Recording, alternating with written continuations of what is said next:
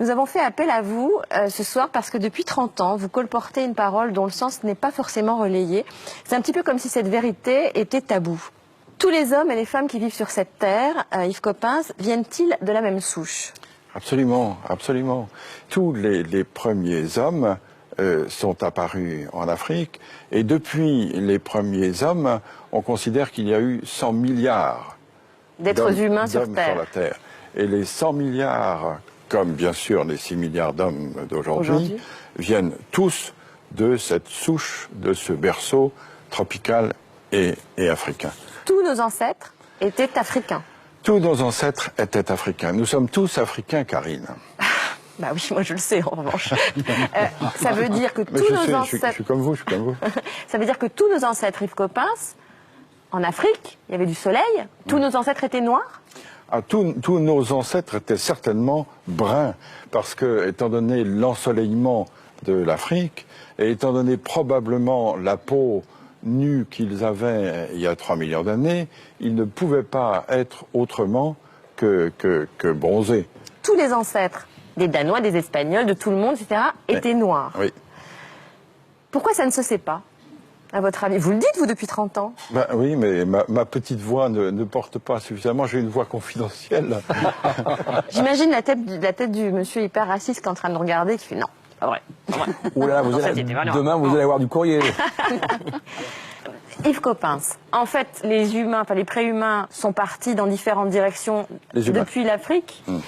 Et puis, pour s'adapter au climat, pour s'adapter à leur environnement, ils ont déterminé des traits qui étaient le plus adaptés, c'est ça? C'est ça, c'est-à-dire que les humains, à partir de 3 millions d'années, à partir du moment où ils ont eu la culture, à partir du moment où ils ont eu la conscience, tout ça, ça a 3 millions d'années. Petit à petit, se sont déployés et ils ont atteint d'autres climats. Et petit à petit, se sont adaptés à autre chose. Par exemple, pour aller en Asie, ils ont dû traverser des montagnes très très hautes, très ensoleillées.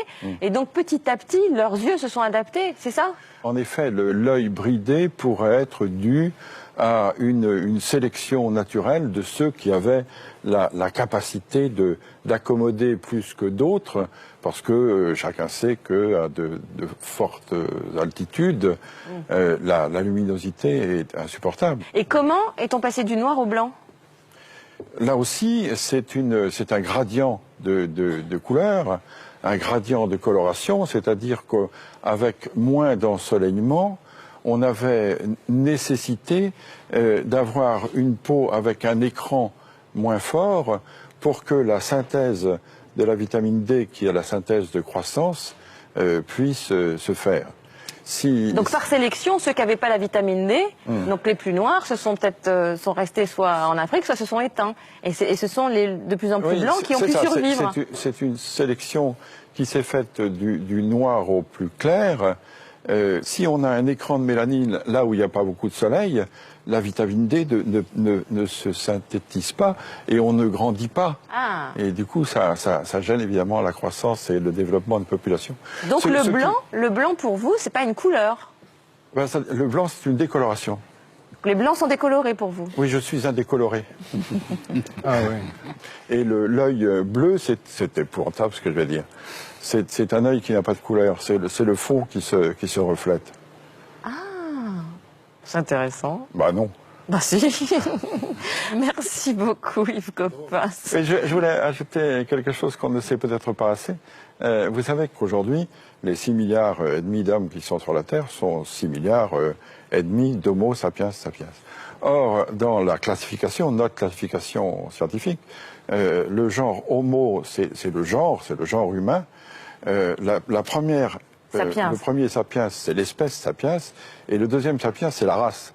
C'est-à-dire on est tous Homo sapiens sapiens. On peut être tous racistes, ça n'a pas d'importance, puisqu'on est tous de la même race. Donc il n'y a qu'une race. Ah oui, il n'y a qu'une race. Oui. Donc scientifiquement, Yves Coppens, les races n'existent pas.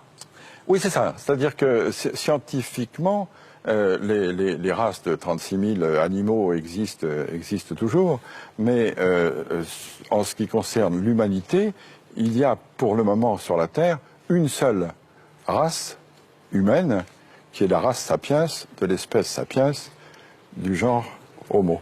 Merci beaucoup Yves Coppens. Merci beaucoup, José.